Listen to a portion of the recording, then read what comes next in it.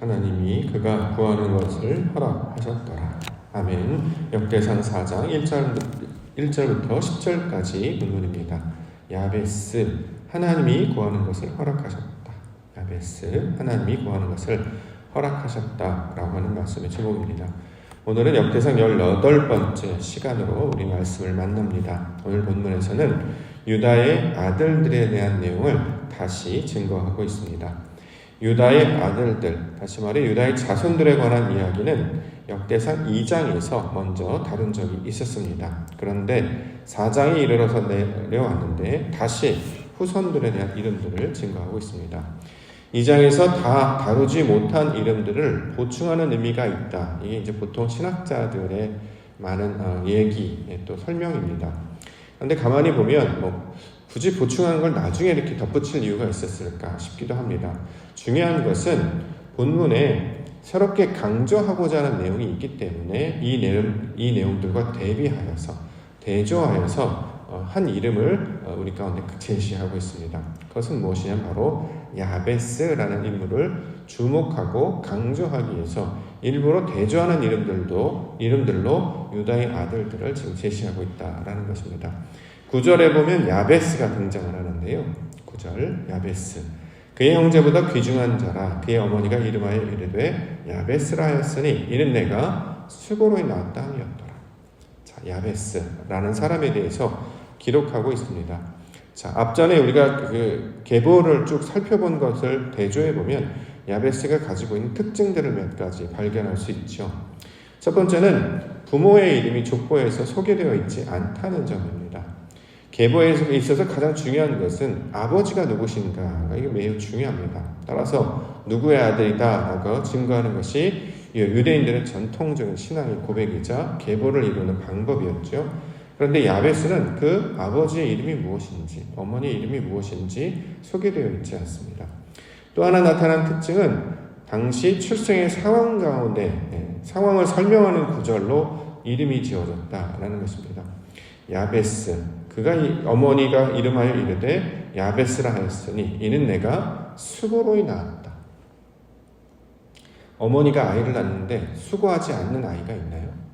해산의 고통이 없이 그냥 태어나는 아이가 있을까요? 모두가 다 이렇게 태어납니다. 근데 굳이 수고로이 낳았다. 그래서 이것을 사전적인 의미를 찾아보면 고통, 슬픔이라는 의미의 뜻을 가진 자가 바로 야베스입니다. 이전에 다른 자손들과 비교해 봤을 때 이름이 뜻도 매우 독특한 특징이 되는 것이죠. 가장 이제 놀라운 특징은 야베스가 하나님을 찾고 구하고 있다라는 점입니다. 10절에 보면 야베스가 이스라엘 하나님께 아뢰어 이르되 주께서 내게 복을 주시리거든 나의 지역을 넓히시고 주의 손으로 나를 도우사 나로 혼란을 벗어나 내게 근심이 없게 하옵소서. 이렇게 하나님을 찾고 구하는 자로 소개되고 있다라는 점이죠. 자, 이것이 기존의 유다의 다손들과 구분되는 매우 독특한 특징이 되고 있습니다. 1절부터 먼저 간단히 살펴보게 된다고 하면 유다의 아들들은 이렇게 이야기하면서 항상 아버지, 아들의 관계로 늘 설명을 하죠. 2절에 보면 소발의 아들 르아야는, 3절에 에담 조상의 자손들, 4절 그돌의 아버지 분우엘과 후세의 아버지 에셀이다. 5절에 드고아의 아버지 아수, 7절 헬라의 아들들, 8절 보스는 아눕과 소메바와 하름의 아들. 자, 이렇게 아버지와 아들의 관계로 설명을 하고 있죠. 근데 야베스는 아버지와 아들의 관계가 설명하고 있지 않습니다. 9절 야베스는 그의 형제보다 귀중하다. 어머니가 이름하여 이르되 야베스라 하였다. 자, 다른 계보들과 좀 독특한 다른 특징을 보이고 있습니다. 또 하나 이제 보이는 것이 수고로이 낳았다라는 것인데 이름의 뜻을 보면 사전적인 의미는 고통, 슬픔이라는 뜻을 가지고 있습니다. 자녀의 이름을 지을 때 이런 이름을 짓기도 하는가? 내 아이의 이름을 줬는데 고통이라고 이름을 짓습니다. 내 아이의 이름을 짓는데 슬픔아 이렇게 부르는 부모가 있을까? 이게 이제 평상시 정서가 좀 다르다라는 거죠.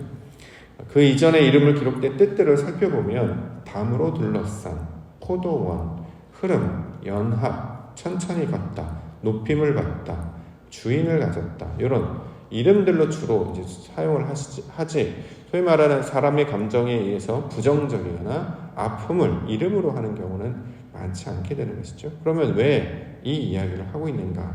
자, 그것은 그 다음에 나오는 구절 때문이다라는 거죠. 그것은 바로 야베스가 하나님을 구하는 자였기 때문입니다. 유대인들에게 있어서 자신의 정체성, 하나님의 백성인가 아닌가를 확인하는 가장 중요한 근거는 아버지가 누구신가라는 것이었습니다. 그래야 자신이 유대인의 혈통을 이어받은 유다 자손의 후예라는 것을 증거하는 하나의 기록이 되기 때문입니다. 그래서 계보를 신분을 확인하는 어떤 자료로 사용을 해왔다는 것이죠. 그런데 야베스는 아버지의 이름이 등장하지 아니함에도 불구하고 이 계보 안에 들어오는 이름으로 지금 증거하고 있습니다. 자, 그러면서 우리 본문에서 강조하고 있는 것이 무엇이냐면 복이 무엇인가로 연결하여서 지금 설명하고 있는 것이죠. 10절 말씀에 보면 야베스가 이스라엘 하나님께 아뢰어 이르되 주께서 내게 복을 주시려거든. 이걸 개역 한글에는 복에 복을 더하사라는 말로 이제 번역하고 있기도 하지요. 복에 관한 이야기를 한다는 거예요. 자, 유대인에게 있어서 복이 무엇인가? 유대인 아버지를 통해서 낳은 아들이 되는 게 복이겠죠. 왜냐하면 하나님의 거룩한 백성이기 때문입니다. 우리 가운데 적용을 해서 설명을 한다면 태어나 보니 금수저 이런 게 복이 되겠죠. 이 세상의 현대를 살아갈 때 태어나 보니 아버지가 되게 유명한 사람, 유명한 연예인, 유명한 기업가, 태어나 보니 누구누구의 아들로 태어났다. 이게 진짜 복이겠죠. 세상 사람들이 생각하는 복을 그렇게 이야기합니다. 그런데 성경에서 말하는 복은 계보도 없고 혈통도 없고 이름도 알 수 없으나 하나님을 찾게 되는 것, 이게 바로 복이다 이렇게 이야기하고 있는 것이죠. 따라서 성경은 이제 하나님을 찾고 구하는 자의 관심을 두고 그 계보를 통해 주목하면서 나아갑니다. 원래 계보상으로 이름을 쭉 정하려고 하면 야곱의 아들들 루벤으로부터 쭉 설명을 할 텐데 지금 역대기는 그 중에서도 다윗을 주목하고 있단 말이죠. 유다의 후손으로 오신 다윗, 또 그 가운데 그 후손으로 오신 그리스도를 주목하고 있기 때문에 이것은 계보를 따르는 것 같으나 실제로는 계보 그 자체가 아니라 하나님을 따르는 것이다 라는 것을 우리 가운데 가르쳐주고 있습니다. 그래서 아버지의 이름이 등장하지 아니하였어도 하나님을 찾는 자가 되게 되면 그가 이름이 새겨지게 되는 그 복을 누리게 될 것이다 이렇게 이야기하고 있는 것이죠. 이처럼 찾을 수 없는 중에 하나님을 찾게 되고 구할 수 없는 중에 하나님께 은혜를 구하게 되는 것이 성경에서 말하는 복의 개념이고 이렇게 복을 구하는 자의 모습을 야베스라고 하는 인물을 통해서 가르쳐주고 있습니다. 야베스, 자, 고통, 슬픔이라는 거예요. 태어나면서부터 조건을 갖추고 있어요. 그럼 얼마나 편하고 좋을까요? 태어나 봤더니 부모님이 믿음을 가지고 계신, 소위 말하는 기독교 가정에서 태어나면 믿음 생활을 하는 게 어렵지 않을 것입니다. 그런데 태어났는데 믿음 생활하는 과정이 아니었을 때 그럼에도 불구하고 믿음 생활한다는 건 쉽지 않은 일이겠죠. 근데 그것을 극복하고 이겨내게 하시는 일, 이것을 하나님이 하시는 일, 그래서 하나님이 구하는 것을 허락하셨다. 이게 이제 전체적인 내용이 야베스라는 이름의 뜻이 되고 있기도 합니다. 야베스라고 하는 것은 사전적인 의미는 고통과 슬픔이라는 뜻을 사전의 의미로, 다시 말해 사람들이 해석하는 방식으로 해석을 해놨는데 원래적인 의미는 하나님께서 구하는 것을 허락하신 자를 야베스라고 이야기합니다. 자, 바랄 수 없는 중에, 기대할 수 없는 중에 하나님의 것을 찾고 구하는 자로 교통하게 하시는 하나님의 역사. 자, 이것을 우리 가운데 지금 설명하고 있는 것이죠. 아무것도 갖춰지지 않았습니다. 또 쉽지 않았습니다. 그런데 하나님을 찾고 그 가운데 하나님의 역사로 말미암아 길을 발견하여서 그 길로 나아가게 되는 인생을 야베스를 통해서 우리 가운데 가르쳐주고 있는 것이죠. 이걸 이제 믿음의 현장으로 소개를 한다고 하면 부모님한테 어떤 신앙적 교육을 받거나 태어나 봤더니 기독교 가정에 태어났거나 그러지 않았음에도 불구하고 하나님을 찾는 자가 되었다라고 하는 것, 이것이 성경에서 말하는 복이고 이것이 결국 하나님이 하시는 일임을 성경에서 이야기하고 있는 것이죠. 저와 여러분들이 그렇게 복을 구하고 찾는 자가 되게 하시는 것은 우리의 어떤 수고와 노력 때문이 아니라 전적으로 하나님의 은혜, 하나님의 인자하심과 긍휼 가운데 허락하신 선물이 된다라는 거죠. 그러므로 복이 무엇인가? 믿음의 가정에서 태어난 게 복이라기보다는 그것이 아닐지라도 하나님을 찾게 되는 것.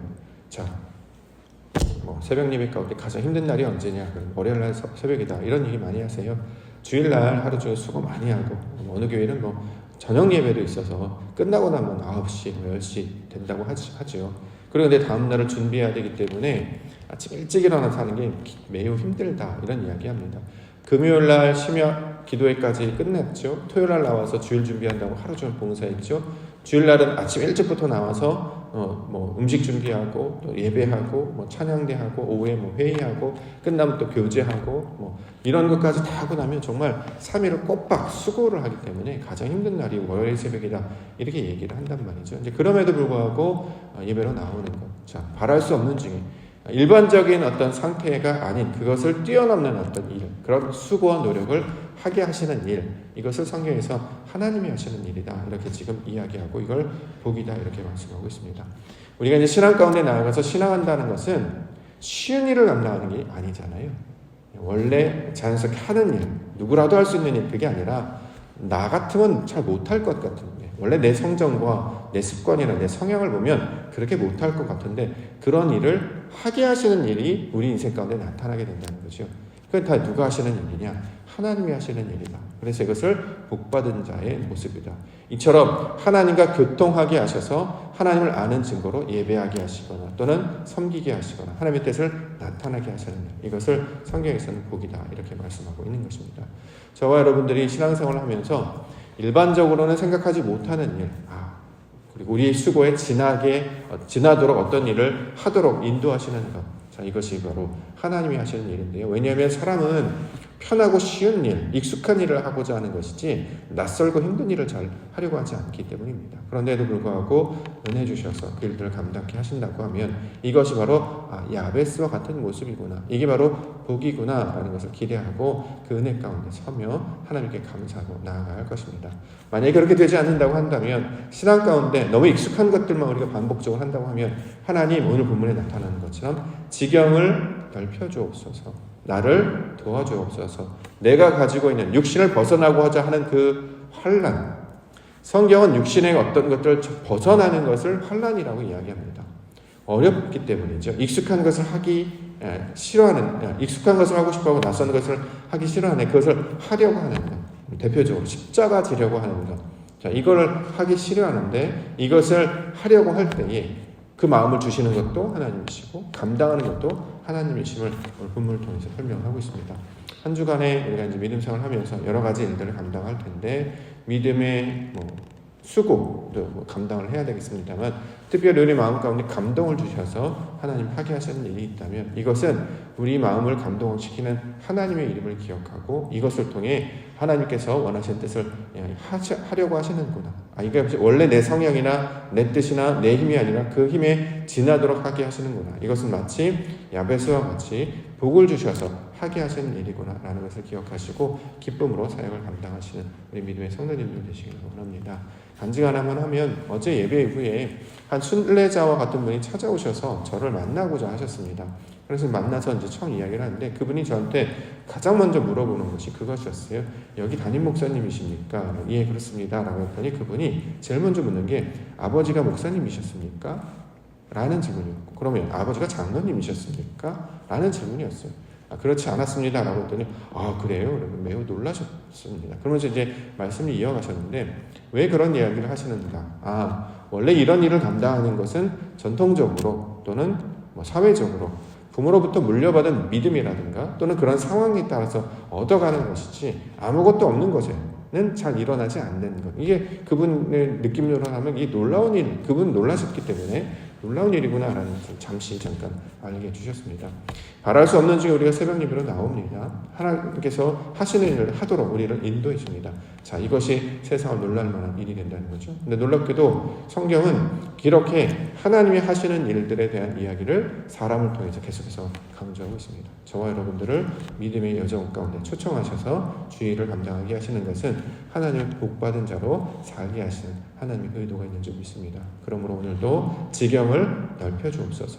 내가 가지고 있는 틀에서 벗어나게 하시고 다른 사람의 도움을 얻는 것이 아니라 하나님의 손으로 나를 도와주셔서 내가 가지고 있는 익숙한 습관에서 벗어나 아버지 뜻거름에 나아가게 하시고 근심과 염려가 아니라 하나님께 복을 구하는 아버지 백성 되게 하여 주시옵소서. 이렇게 기도 가운데 나아가시며 복을 누리시는 우리 믿음의 성도님 되시기를 주님의 이름으로 축원합니다.